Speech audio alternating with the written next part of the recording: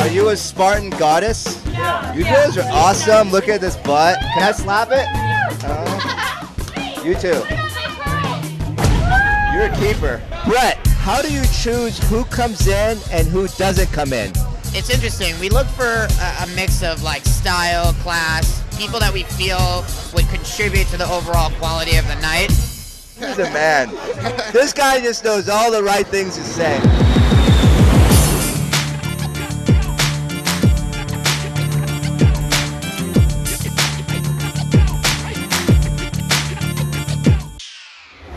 Today we are here with nightlife impresario and event marketing specialist, Brett Hyman. How you doing? Good, how are you? On the show. I'm good. Did I describe that correctly? Yeah, I mean, that's really, actually, I was surprised. Yeah, I'm pretty good. I'm not. Hopefully, not just Hollywood, hopefully Las Vegas and even in San Diego, we play around a little bit. Yeah, well, we want to get to that. We want to hear all about where you are throwing events. I think, you know, people hear the word promoter, which is an aspect of what you do, and they don't really understand how a club gets filled. People come up to me and they're like, promoter, so you just wake up at like 10 and show up at the club and there's 800 or 900 people in there? And I'm like, yeah, that's it. Little do people know that, you know, not only is it about getting people in there, it's about getting the right people in there. People that will spend the amount of money that we want and to create the experience that we want. How would someone, if they came to LA, say on spring break, how would someone put themselves in the best position to get into a cool nightclub out here if they don't have enough money to, say, buy a table?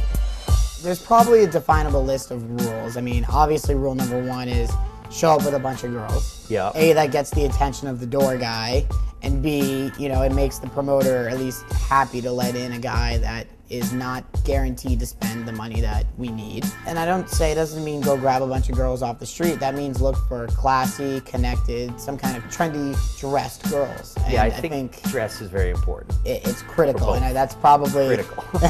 that's probably number two, which is dress appropriately. I mean, go buy GQ magazine if you're a guy and look at the outfits and understand that, you know, dress shoes are not what is getting anyone into clubs anymore. Right. And neither is a suit. Now, me personally, I'm more of a brunette guy, and you're a blonde guy. I mean, you know, What's the difference? the problem is in LA, there's no difference anymore. The brunettes are going blonde one day, the blondes are going brunette the next day. Everyone is trying to be whatever they're not.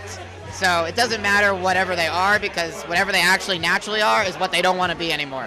And also, I think what people undervalue is honesty. Yeah. Because I appreciate honesty, and it's something I used to do when I was trying to get into places. Like, you go up and you say, look, I'm not buying bottles, I don't have a bunch of girls, but I do have, you know, 50 bucks in my pocket, and I'm blowing it all on drinks. Yeah.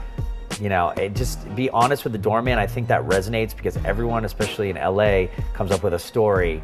Oh, Yeah. I'm so-and-so or this or that. Or, you know, everyone's like a fraud. And if Yeah. you just be honest, I think that goes a long There's way. probably, yeah, three things we wouldn't want to hear at the door. One is I'm on the list. Because Yes, there is no list.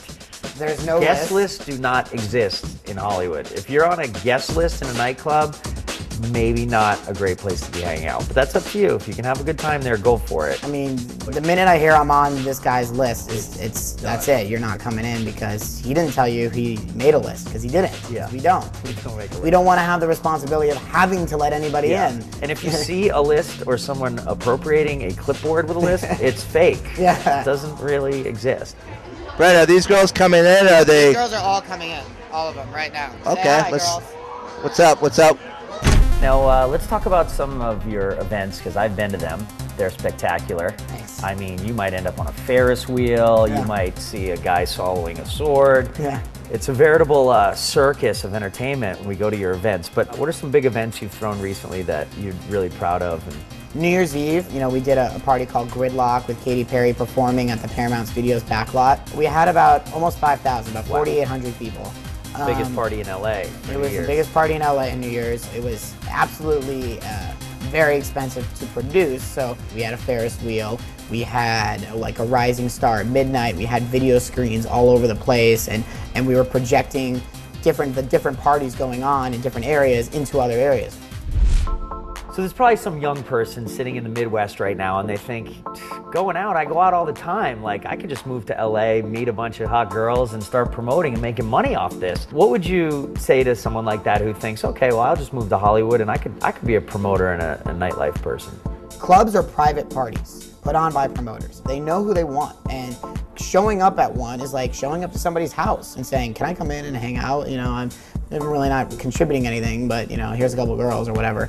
You know, in the end, don't go to the hottest spot if you don't think you're gonna get in. I mean, there's 1,000 clubs, and the top one is going to be packed to capacity, but maybe the second best one or the third best one is a good option. It's still going to be a great time. There's still going to be beautiful people there. We're in LA. And, you know, most importantly, you know, your chances increase exponentially once you walk up to a club that's not like, doesn't have 10,000 people standing outside trying to get in.